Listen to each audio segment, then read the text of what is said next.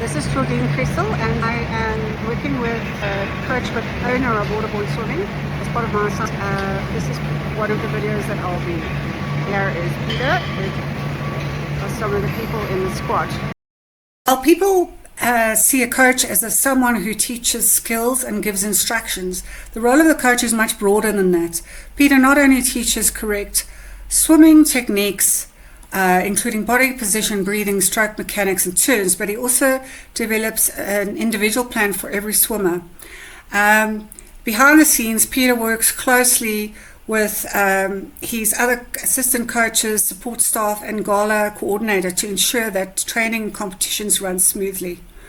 Careful planning is a key part of his role. Each day is planned in advance, while weekly and monthly training programs are structured around competition schedule, athletes, development and period days and throughout the season. Peter's role is a mentor, leader, strategist, role model who helps young athletes achieve their full potential in and out of the pool. So Hi there, this is Claudine Griesel and I'm here today with Peter Williams, very well known and respected owner and head coach of Waterborn Swimming Club. Just some background, Peter set a world record in the 50-meter freestyle in 1988 and he swam in the 1992 Summer Olympics in Barcelona, where he finished fourth in freestyle, 50-meter freestyle, and also took part in the freestyle relay. Peter also secured a bronze medal in the 1994 Commonwealth Games, also in the 53. So I think he's qualified enough to answer these questions. So Peter, what are your primary responsibilities as a sports coach in your organization? Well, our organization is specifically geared towards swimming and developing young athletes from pre-10s through their teen years and predominantly through that development age group part of their career and setting themselves up for post-secondary, post-high school career if they want to continue, whether they want to set themselves up for semi-professional swimming or for tertiary education, etc., some of it locally and some of it internationally. They're generally those that excel, good enough to be recruited for scholarships to the United States. I also own the company that's responsible for the sports coaching, and then I sit on the committee, the executive committee for the Waterborn Swimming Club, which is separate from the business itself. So in that sense, my sports coaching business does and implements the coaching method for the swimming club, and then I sit on that committee with the chairman, treasurer and secretary. Okay, fantastic. It's quite a wide range of things that you have to be responsible for. So tell me, how do you create positive team culture, and what are the values that you emphasize? Well, I think for any organization to work effectively, it needs to be well organized. So I have people that assist me with regards to that.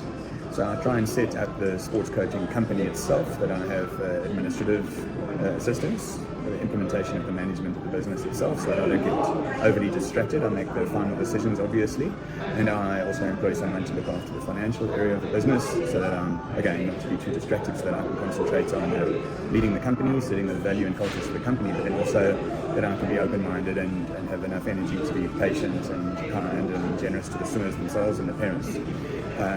So I think from our side, we've got to be organised.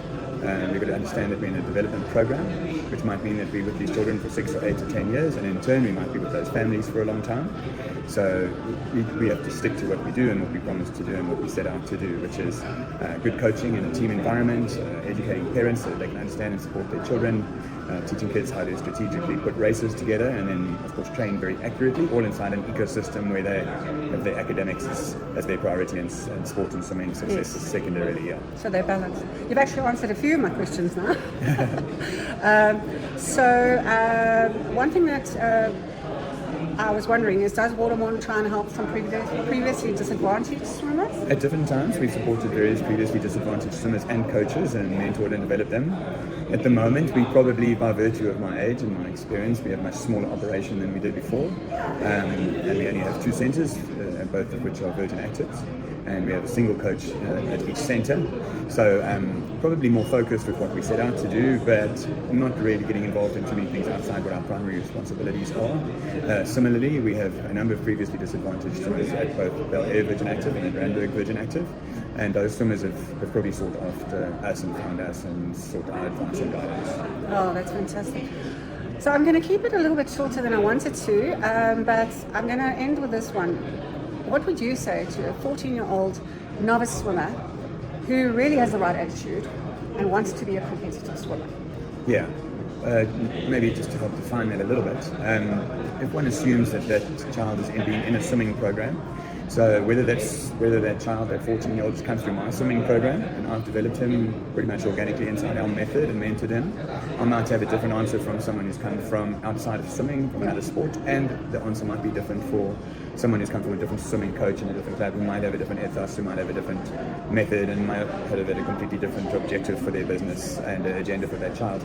So stepping into ours, on average, we kind of command our space in the swimming fraternity in South Africa. We have a very individually identified method and way of doing things. And once the child is that age, they need to be seriously committed. They need to have made the decision which sport they're doing. It's very rare by that age that my swimmers are still participating in other sports, although some may.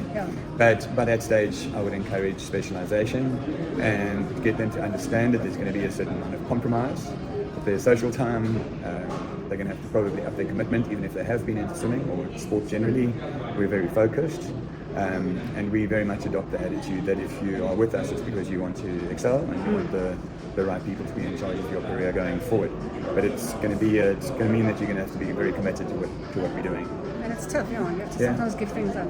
Yeah. Okay, I think that's great. I really like what you said. You actually answered a lot of my questions in your other answers, so I'll call that a wrap. Thank you for your valuable time. Thank you.